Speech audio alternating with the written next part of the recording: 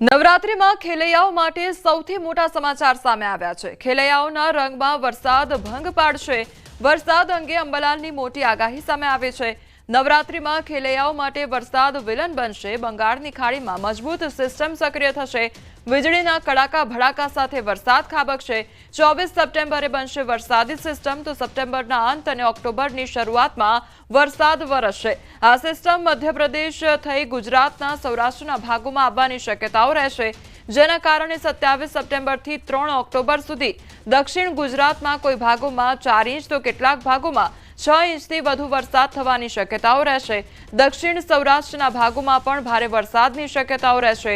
મધ્ય સૌરાષ્ટ્રના ઉત્તર સૌરાષ્ટ્રના ભાગોમાં પણ ભારે વરસાદ રહેવાની શક્યતા, ગાજવીજ સાથે વરસાદ વરસવાની શક્યતાઓ વ્યક્ત કરવામાં આવી છે। ગુજરાતમાં એક બાજુથી વરસાદ વિદાય લઈ રહ્યો છે અને બીજી બાજુ વરસાદની આગાહી છે, ત્યારે નવરાત્રિમાં પણ વાતાવરણ કેવું રહેશે, સાથે જ પાછોતરો વરસાદ કેવો પડશે તે જાણીશું। આપણી સાથે છે હવામાન નિષ્ણાંત અંબાલાલ પટેલ। કાકા, અત્યારે નવરાત્રિ શરૂ થઈ રહી છે, તો હવે નવરાત્રિમાં વરસાદ કેવો રહેશે? નવરાત્રિમાં વરસાદ અંગે જોવા જઈએ તો નવરાત્રિમાં વરસાદ ખેલૈયાઓ માટે વિલન બનવાની શક્યતા રહેશે। ગાજવીજ સાથે વરસાદ થવાની શક્યતા રહેશે। નવરાત્રિની શરૂઆતમાં ક્યાંક વાદળવાયુ કે છાંટા થવાની શક્યતા રહે, પરંતુ 24મી સપ્ટેમ્બરે એક મજબૂત સિસ્ટમ બંગાળ ઉપસાગરમાં બનતા તેની સીધી અસર પૂર્વ મધ્યપ્રદેશ અને ગુજરાત ઉપર થતાં તારીખ 27 સપ્ટેમ્બર 28 સપ્ટેમ્બરથી 3 ઓક્ટોબર વચ્ચે ગુજરાતના ભાગોમાં ભારેથી ભારે વરસાદ થવાની શક્યતા રહેશે અને હાજા ગગડાવી નાખે તેવી ગર્જના પણ થવાની શક્યતા રહેશે। એટલે જનધને લગભગ વીજ પ્રપાતથી કાળજી રાખવી ઇષ્ટ રહે। વરસાદ અંગે જોઈએ તો ખાસ વરસાદ લગભગ દક્ષિણ ગુજરાતના ભાગોમાં ભારેથી ભારે વરસાદ થવાની શક્યતા રહેશે। સુરત, ભરૂચ વગેરે ભાગોમાં ભારેથી ભારે વરસાદ થવાની શક્યતા રહેશે। દક્ષિણ સૌરાષ્ટ્રના ભાગોમાં પણ ભારેથી ભારે વરસાદ થવાની શક્યતા રહેશે। જૂનાગઢ, ભાવનગર, અમરેલી વગેરે ભાગોમાં ભારે વરસાદ થવાની શક્યતા રહેશે। આ ઉપરાંત સૌરાષ્ટ્રના મધ્ય ભાગોમાં પણ ભારે વરસાદ થવાની શક્યતા રહેશે। ઉત્તર સૌરાષ્ટ્રના કેટલાક ભાગોમાં પણ ભારે વરસાદ થવાની શક્યતા રહેશે।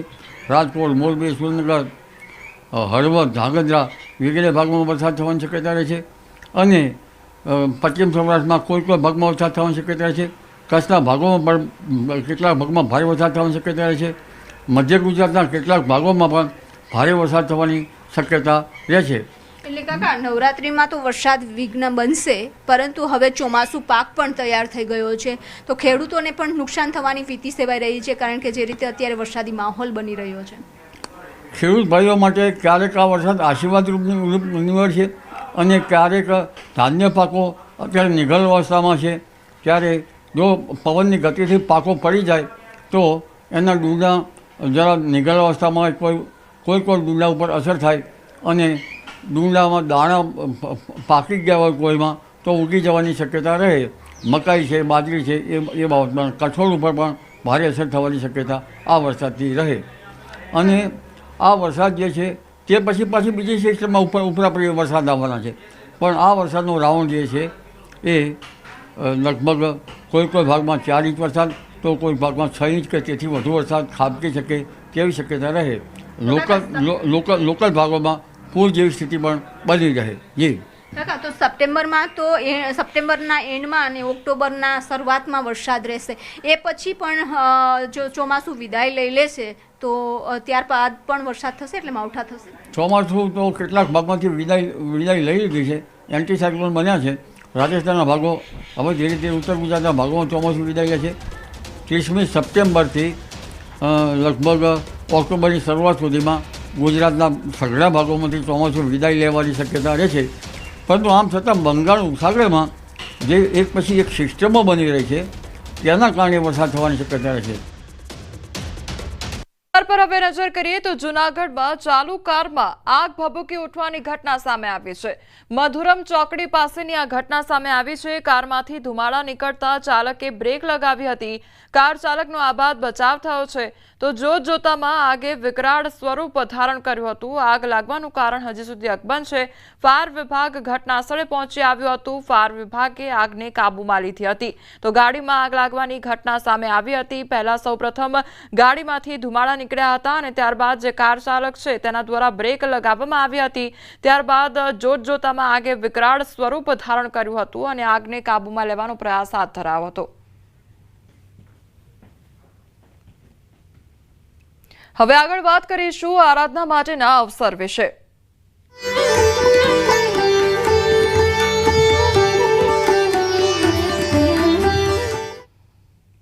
વડોદરા મહાનગરપાલિકાના કમિશનર અરુણ મહેશ બાબુ પણ ગરબે ઝૂમ્યા છે।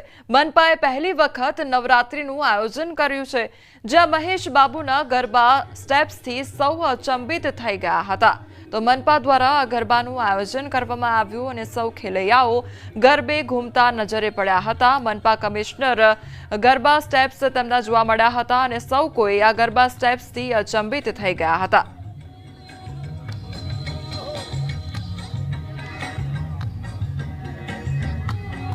નવરાત્રીની સુરક્ષાને લઈને મહત્વની બેઠક યોજવામાં આવી। રાજ્યના ડીજીપી વિકાસ સહાયે યોજી બેઠક અને શહેરના કમિશનરો અને તમામ જિલ્લા પોલીસ વડા સાથે આ બેઠક યોજવામાં આવી। વિડીયો કોન્ફરન્સ દ્વારા સુરક્ષાને લઈને બેઠક યોજવામાં આવી। ગંભીર પ્રકારના બનાવો અને મહિલા સુરક્ષાને લઈને બેઠકમાં ચર્ચા કરવામાં આવી।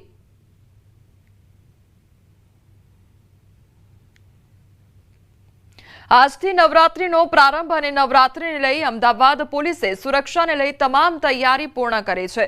શહેરમાં 49 જેટલી શી ટીમ કાર્યરત રહેશે તો 84 પૈકી 29 અરજદારોને મંજૂરી આપવામાં આવી છે। શી ટીમે 28 ગરબા ક્લાસીસમાં 3000 જેટલી મહિલાઓને સુરક્ષા તાલીમ આપી। જ્યાં સીસીટીવી ન હોય તેવા વિસ્તારમાં શી ટીમ હાજર રહેશે। જેટલા ગરબા ક્લાસમાં 3000 જેટલી મહિલાઓને self defence, eve teasing, cyber bullying તમામ માટે એમને સેન્સિટાઇઝ કરવામાં આવેલ છે। ઉપરાંત 39 જેટલી શાળા કોલેજોની 4800 જેટલી વિદ્યાર્થીનીઓને પણ આ જ પ્રકારની તાલીમ આપવામાં આવેલ છે। તો નવરાત્રીમાં 15 ડીસીપી, 30 એસીપી, 160 પીઆઈ સહિત 5000 પોલીસ કર્મી તૈનાત રહેશે। 4000 હોમગાર્ડ પણ હાજર રહેશે। 3 એસઆરપી કંપની અને એક special anti force law and ઓર્ડરની ટીમ બંદોબસ્તમાં હાજર રહેશે। બ્લેક ફિલ્મવાળી કાર તેમજ સ્ટન્ટ કરનારા સામે કાર્યવાહી પણ કરવામાં આવશે। અમદાવાદ શહેરમાં 15 ડીસીપી કક્ષાના અધિકારી, 30 એસીપી કક્ષાના અધિકારી, 160 જેટલા પોલીસ ઇન્સ્પેક્ટર્સ, 5000 જેટલી ટોટલ પોલીસ ફોર્સ અને 4000 જેટલી હોમગાર્ડ, રિઝર્વ પોલીસ ફોર્સની 3 કંપનીઝ આ તમામ તબક્કાવાર રીતે 100% પોલીસની અવેલેબિલિટી રહે એ રીતે પેટ્રોલિંગ કરશે। નડિયાદ શહેરમાં નવરાત્રી પર્વે 3 મોટા ગરબા મહોત્સવનું આયોજન કરવામાં આવ્યું છે। ધારાસભ્ય પંકજ દેસાઈના માર્ગદર્શન હેઠળ તમામ આયોજન કરવામાં આવ્યા છે। ખેલૈયાઓ માટે ઇકો ફ્રેન્ડલી અને ડસ્ટ ફ્રી ગ્રાઉન્ડ તૈયાર કરવામાં આવ્યા છે। પારસ સર્કલ, બાસુદીવાળા ગ્રાઉન્ડ પર, પીપલગ રોડ, રાધે ફાર્મ અને વૃંદાવન ખાતે મહોત્સવનું આયોજન જોવા મળશે। તેમજ શહેરમાં પોલીસ પણ સુરક્ષાને લઈ સજ્જ છે। સીસીટીવી, ફાયર સેફટી, તબીબી ટીમ, શી ટીમ અને 500થી વધુ પોલીસ જવાનો તૈનાત રહેશે। આ વર્ષે ગરબા પ્રેમી નગરજનો માટે કુલ 3 જગ્યાએ આપણા દ્વારા જ ગરબાનું આયોજન કરવામાં આવ્યું છે। નવરંગ ગ્રુપ દ્વારા અહીંયા બાસુદી ગ્રાઉન્ડ, પારસ સર્કલ પાસે આપણે નિઃશુલ્ક ગરબાનું આયોજન કર્યું છે। શસ્ત્ર પૂજાનું પણ આયોજન કર્યું છે। એ લગભગ 9મા નોરતે અમે શસ્ત્ર પૂજનનો એક બહુ મોટો કાર્યક્રમ કરવા જઈ રહ્યા છે। તે માટે પોલીસે સુચારુ વ્યવસ્થા ઊભી કરેલી છે। 3 પોલીસ સ્ટેશનોની અંદર જોવા જઈએ તો લગભગ 180થી વધુ પોલીસ અને 300થી વધુ હોમગાર્ડ અને જીઆરડીના જવાનો દ્વારા એકદમ સઘન પોલીસ બંદોબસ્તનું આયોજન કરેલું છે। નડિયાદ શહેરને જોવા જઈએ તો નડિયાદ શહેરની ફરતે આવેલા રોડ, રસ્તા અને કેનાલો પર કે જેથી કરીને માતાઓ, બહેનો સુરક્ષિત રીતે જઈ આવી શકે. ખેલૈયાના કપડામાં એ સી ટીમની બહેનો એ ગરબાની અંદર પણ કાર્યરત રહેશે. સમાચારમાં આગળ વાત કરીશું બનાસ ડેરીના રાજકારણ વિશે.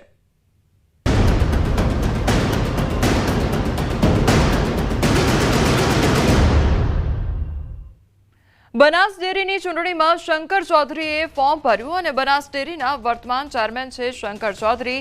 રાધનપુર બેઠક પરથી ફોર્મ ભર્યું છે. શંકર ચૌધરીના વકીલે ફોર્મ ભર્યું છે.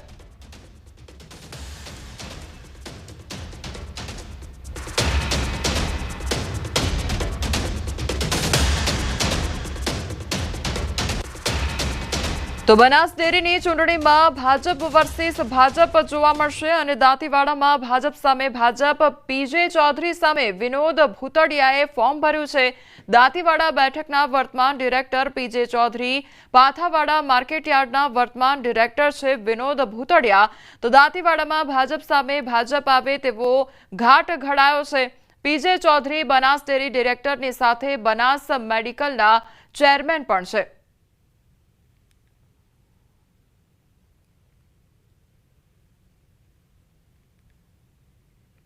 બનાસ ડેરીની ચૂંટણીને લઈને ગરમાવો જોવા મળી રહ્યો છે. કાંકરેજ વિસ્તારમાંથી વધુ એક ફોર્મ ભરાયું છે.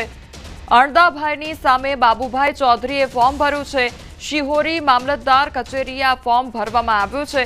બાબુભાઈ ચૌધરીએ સમર્થકો સાથે ફોર્મ ભર્યું છે. બાબુભાઈ ચૌધરી બનાસકાંઠા જિલ્લા ભાજપ કિસાન મોરચાના મહામંત્રી. તો બનાસ ડેરીની ચૂંટણીમાં ભાજપ વર્સિસ ભાજપ જોવા મળશે.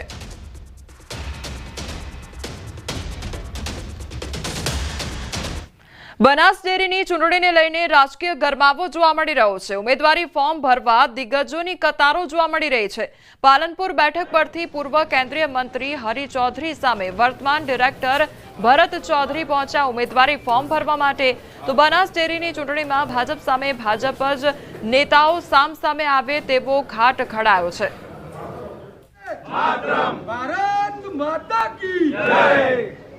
બનાસ ડેરીની ચૂંટણી આપણા સૌના આગેવાન અને વિઝનરી લીડર શંકરભાઈ ચૌધરીના નેતૃત્વમાં સમગ્ર જિલ્લો જ્યારે બિનહરીફ થવા જઈ રહ્યો છે ત્યારે પાર્ટીએ મને પણ સૂચના આપી અને અહીંયા ફોર્મ ભરાયું છે પાલનપુર વિભાગમાંથી. વિજયાદશમીના દિવસે રાષ્ટ્રીય સ્વયંસેવક સંઘને 100 વર્ષ પૂર્ણ થતા શતાબ્દી વર્ષ મનાવવામાં આવશે અને જે નિમિત્તે દેશભરમાં વિવિધ કાર્યક્રમોની જાહેરાત કરવામાં આવી છે. આ સાથે ગુજરાતમાં આયોજિત થનારા કાર્યક્રમોની પણ જાહેરાત કરવામાં આવી છે. સંઘ ચાલક ડોક્ટર જયંતિ ભાડેસિયાએ આ કાર્યક્રમોની જાહેરાત કરી છે, જેમાં ગુજરાતમાં આરએસએસ દ્વારા 672 સ્થળો પર કાર્યક્રમોનું આયોજન કરવામાં આવ્યું છે. આજે 100 વર્ષની સંઘની આ યાત્રા આ વિજયાદશમી એટલે કે 2025માં પોતાના 100 વર્ષ પૂર્ણ કરશે. કોઈ પણ સંગઠન માટે 100 વર્ષની યાત્રા એક તરુણ અવસ્થા સુધી પહોંચવાની યાત્રા છે. સમાજમાં રાષ્ટ્ર, ધર્મ, સંસ્કૃતિના વિરુદ્ધમાં નકારાત્મક જે નેરેટિવ્સ હોય એનો યોગ્ય પ્રમાણમાં સાચો જવાબ અને હકારાત્મક નેરેટિવ ફેલાય એવા વિષય સાથે શરૂ થયેલું આ શતાબ્દી વર્ષનું સંઘ કાર્ય આ વિજયાદશમીની અંદર ઉત્સવથી વિવિધ પ્રકારના એક સંપૂર્ણ વર્ષના કાર્યક્રમોની એક હારમાળા ચાલવાની છે. ત્યાર પછીના બીજા ફેઝની અંદર સંઘનો વિચાર અને સંઘનું કાર્ય સમાજમાં ઘરે ઘરે પહોંચાડવા માટે એક ઘર સંપર્કની યોજના થઈ છે. સંઘના સ્વયંસેવકો બધા જ ગામોની અંદર બધી જ વસ્તીઓમાં ઘરે ઘરે મળશે. ત્યાર પછી સમગ્ર દેશની અંદર અને ગુજરાતની જે યોજના છે એ પ્રમાણે બધા જ તાલુકા સ્થાનોની અંદર અને શહેરોની અંદર વસ્તીઓના સ્થાનો ઉપર, કેટલાય મોટા નગરો હશે તો ઉપનગરોના સ્થાન ઉપર હિન્દુ સંમેલનો થવાના છે. આ દેશની સમસ્યાઓ, રાષ્ટ્ર સામેના વિચારો અને આવનારા ભવિષ્યની અંદર ભારતને આગળ લઈ જવા માટે આ દેશની જે કહી શકાય એવી પ્રબુદ્ધ સમાજમાં જે પ્રમુખ લોકો છે એ લોકોને એક ગોષ્ઠીઓ, સેમિનાર પણ બધા જ જિલ્લા કેન્દ્રો ઉપર થવાના છે. સમાજની ઈચ્છા છે શતાબ્દી વર્ષ શરૂ થયા પછી પણ સંઘની અંદર જે વિચારો છે એ સમાજમાં વ્યાપ્ત થાય, એટલે કે અનુશાસન, રાષ્ટ્ર પ્રથમ, દેશભક્તિ, સમાજની સાથે સમરસતાનો ભાવ, આવી એક અપેક્ષા સાથે શતાબ્દી વર્ષ એ સંઘના કામને વધારીને સમાજમાં વ્યાપ્ત થવા માટેનું એક યોજના બની છે. સુરતના વરાછા ખાતે ઇસ્કોન મંદિરના ભૂમિપૂજનમાં અમિત શાહની હાજરી જોવા મળી અને ભૂમિપૂજન દરમિયાન અમિત શાહે CR પાટીલને હાથના ઇશારે આગળ બોલાવ્યા હતા, જે બાદ CR પાટીલ તરત જ આગળ આવી પૂજા વિધિમાં જોડાઈ ગયા હતા. શાહ અને પાટીલની અનોખી ક્ષણે સૌનું ધ્યાન ખેંચ્યું હતું.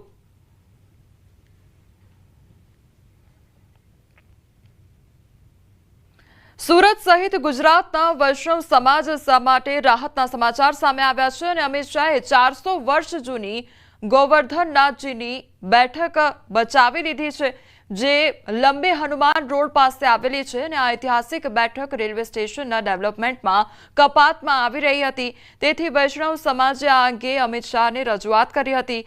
શાહે તાત્કાલિક ડિઝાઇનમાં ફેરફાર કરાવી આ પવિત્ર સ્થાનને બચાવ્યું અને તેથી વૈષ્ણવ સમાજમાં આનંદની લાગણી છવાઈ ગઈ છે. આજે સમાજના અગ્રણીઓએ અમિત શાહને મળીને ઠાકોરજીનો પ્રસાદ પણ અર્પણ કર્યો છે.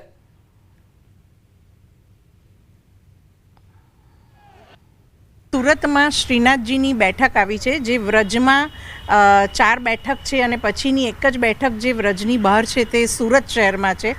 વૈષ્ણવો માટે બહુ પ્રિય એટલા માટે છે કારણ કે 400 વર્ષ પહેલાં શ્રીનાથજી સુરત ભાગળ ઉપર આવ્યા હતા અને એ જગ્યાએ બેઠા હતા અને એ બેઠકજી અને એમની સાથે વૈષ્ણવ ભોલા બેઠા હતા.